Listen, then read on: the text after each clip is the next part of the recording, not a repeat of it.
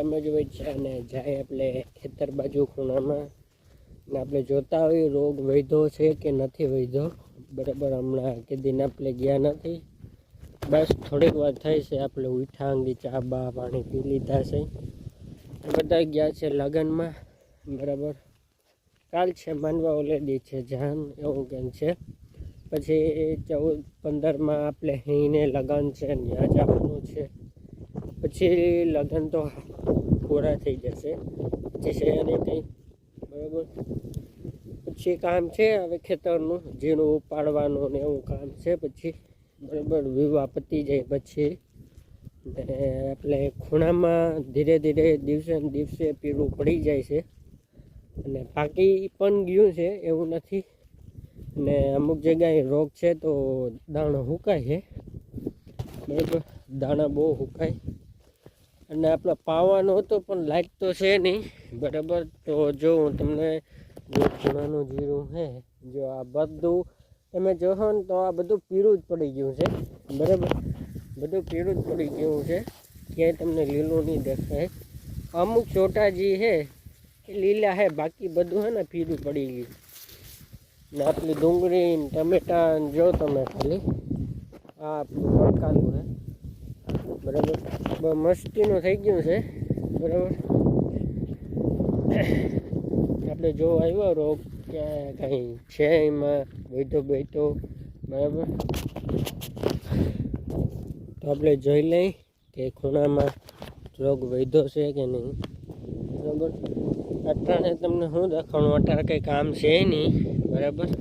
જ્યારે કામ હશે ને ત્યારે હું તમને બધું ટોટલ દેખાડી.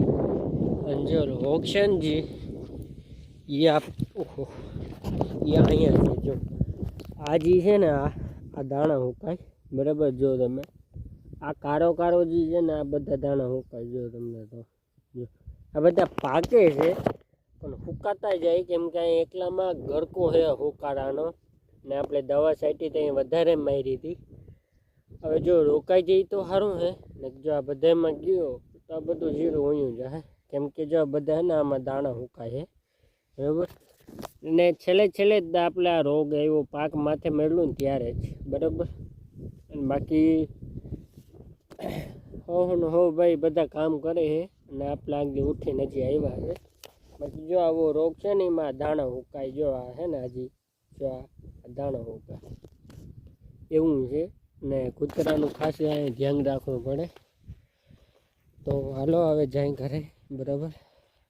બાકી તમને સરિયાનું જીરું દેખાડી દઉં, એ કેદીનો દેખાડ્યું નથી. બાકી આપણે વડી પટ્ટીમાં જતા જ હોય એમાં તમને દેખાતું જ હોય. આપણે સરિયાનું ઓછું દેખાડીએ બરાબર, ટાઈમ જ ના મળે. જો આવું કંઈક સરિયાનું જીરું છે બરાબર. બહુ નમી એકદમ મસ્તીનું થઈ ગયું છે.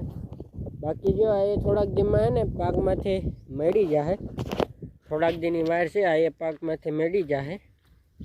ખૂણાનું ઉપાડ્યું ને આ એ પાકમાંથી મેળીએ બરાબર. વહેલું વાવવાના આ ફાયદા ભાઈ, વહેલું ઉગે બરાબર. આટા રાતની લાઇટ વહી ગઈ છે, મારે પાવું હતું પણ લાઇટ જ નથી આવે. શું પાઈ એવું છે.